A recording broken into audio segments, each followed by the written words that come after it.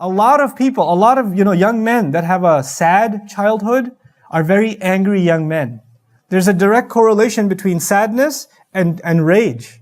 They experience trauma in their childhood or in their youth, maybe from an abusive parent, maybe from an abusive household or a society, and it translates into them becoming very, very angry, abrupt, violent young men.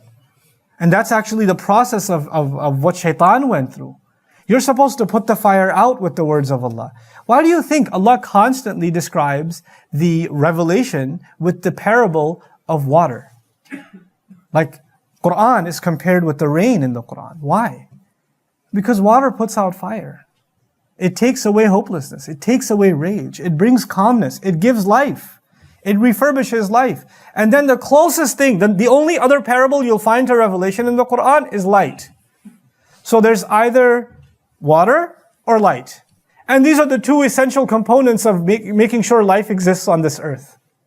And if you look at it from another way, water is a necessity for purification. It's a necessity for purification.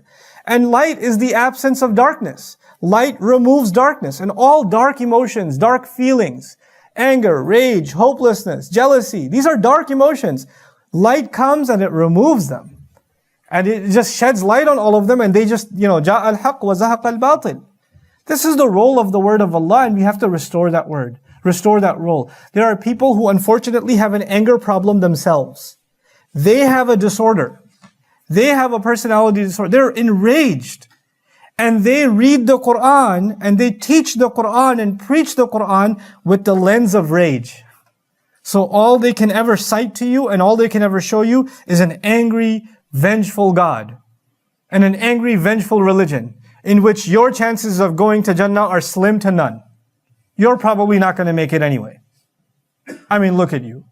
So that's the picture that's painted. And that's unfortunate because it's not what the word of Allah deserves. You have to let the word of Allah speak for itself. Yes, Allah is angry sometimes. Absolutely. We already read, خَتَمَ اللَّهُ عَلَى قُلُوبِهِمْ وَعَلَى سَمْعِهِمْ وَعَلَى أَبْصَارِهِمْ. There are some people who deserve the anger of Allah. But to take that and throw it on everybody is that's dhulm. That's just dhulm. That's not what the word of Allah does.